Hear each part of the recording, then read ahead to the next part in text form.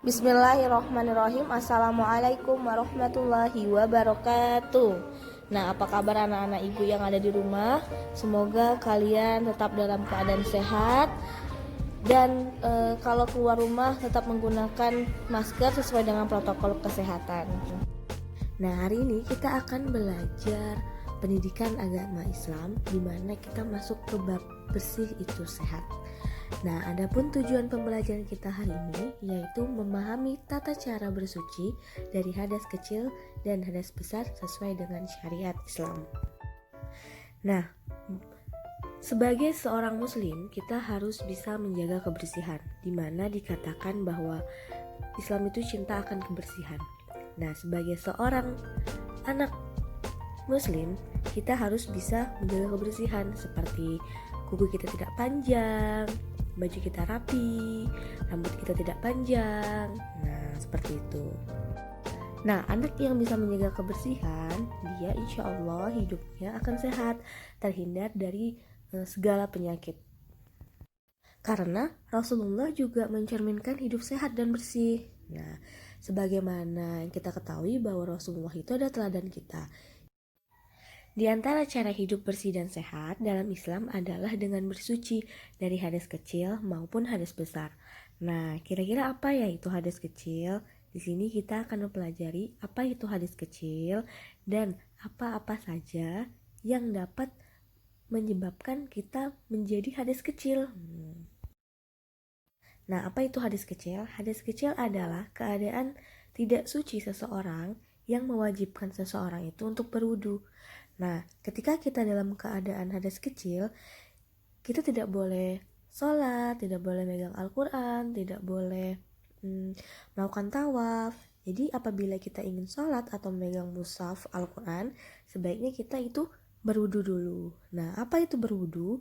Berwudu adalah membasuh anggota badan tertentu dengan air suci yang mensucikan dengan tujuan menghilangkan hadas kecil sesuai syarat dan rukunnya.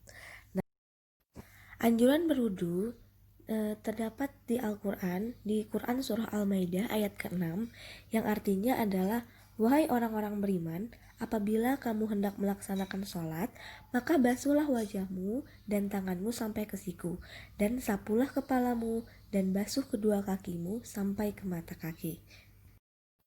Nah, sekarang tahu nggak apa-apa aja yang bisa menyebabkan kita menjadi hadas kecil?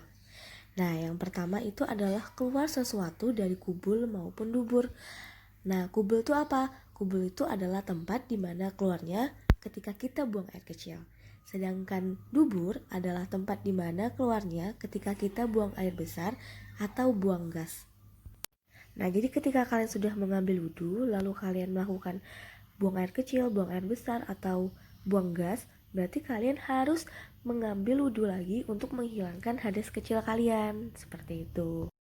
Kalau kalian tidak mengambil wudhu lagi, maka kalian tidak boleh sholat, tidak boleh megang Al-Quran, dan tidak boleh melakukan kegiatan-kegiatan yang diwajibkan untuk bersuci, karena kalian dalam keadaan berhadas kecil. Nah, yang kedua itu adalah hilang akal. Nah, hadas kecil juga bisa disebabkan karena hilang akal. Nah, apa itu hilang akal? Hilang akal itu adalah keadaan di mana kita mabuk, pingsan, ayan, atau tidur, kecuali tidurnya dalam posisi duduk. Nah, hal ini sesuai dengan hadis Rasulullah yang artinya dari Ali bin Abu Thalib berkata, Rasulullah Shallallahu Alaihi Wasallam bersabda, mata adalah tali penutup dubur, maka barang siapa tertidur hendaklah ia berwudu. Nah, yang ketiga itu adalah bersentuh kulit antara laki-laki dan perempuan yang bukan muhrim. Jadi contohnya seperti ini, misalnya Arya sudah berwudu ingin melaksanakan sholat duha, dan Sahira juga sudah berwudu melakukan sholat duha. Nah, secara tidak sengaja, Sahira dan Aryani bersentuhan antara tangannya yang bersentuhan kulit. Nah, dengan ini, mereka berdua harus berwudu ulang untuk melakukan sholat duha. Kenapa harus berwudu? Karena mereka bukan muhrim yang tidak boleh bersentuhan. Nah, yang keempat itu adalah memegang atau menyentuh kubul atau dubur dengan telapak tangan. Memegang atau menyentuh kubul atau dubur dengan telapak tangan dapat menyebabkan hadis kecil. Yang disentuh itu baik kubul maupun dubur sendiri maupun orang lain ataupun orang dewasa dan anak-anak.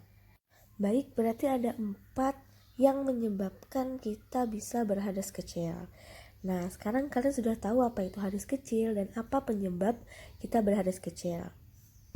Dan kalau kita sudah berhadas kecil, kita diwajibkan untuk berwudu. Untuk tugas hari ini, silakan merekam cara berwudu yang benar sesuai rukun dan sunnah wudu. Nah, rukun dan sunnah wudu bisa dilihat di buku paket halaman 46 sampai 47.